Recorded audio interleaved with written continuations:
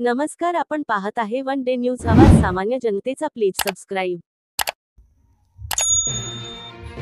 भारतीय इतिहास आणि साहित्यात संत रविदासांचे महत्त्वाचे स्थान आहे असे स्पष्ट करीत सामाजिक समता, बंधुत्व आणि भक्तीचा संदेश देणारे संत रविदास महाराज यांचे जीवन कार्य प्रेरणादायी असल्याचे प्रतिपादन माजी नगराध्यक्ष अब्दुल समीर यांनी व्यक्त केले. संत शिरोमणी गुरु रविदास महाराज जयंतीनिमित्त सिल्लोड शहरातील संत रविदास महाराज यांच्या नियोजित मंदिर व सभागृहाच्या जागेवर अभिवादन कार्यक्रम आयोजित करण्यात आला होता.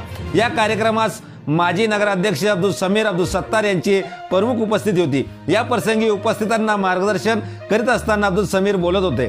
पुढे बोलत असताना अब्दुल समीर म्हणाले की माजी मंत्री अब्दुल सत्तार यांच्या पुढाकाराने संत रविदास महाराज सामाजिक सभागृह बांधकामासाठी पहिल्या टप्प्यात 35 लाख रुपयाचा निधी मंजूर असून या सभागृहाचे काम लगेचच सुरू करण्यात येत आहे.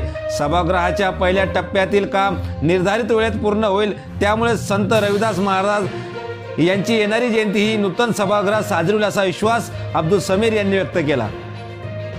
प्रारंभी मान्यवरांच्या हस्ते संत शिरोमणी गुरु रविदास महाराज यांच्या प्रतिमेस पुष्पहार अर्पण करून अभिवादन करण्यात आले. अब्दुल समीर यांनी उपस्थितांना मार्गदर्शन करीत असत संत शिरोमणी गुरु रविदास महाराज जयंतीनिमित्त शुभेच्छा दिल्या.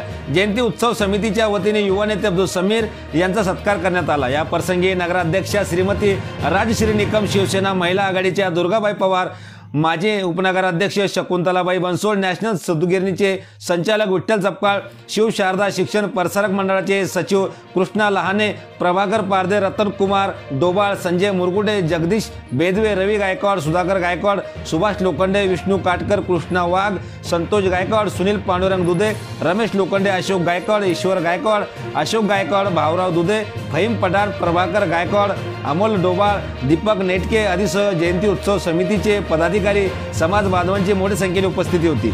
आपल्या परिसरातील ताज्या घडामोडी पाहण्यासाठी, अन्याय अत्याचाराला वाचा फोडण्यासाठी वन डे न्यूजला सबस्क्राईब करा व जास्तीत जास्त शेअर करा.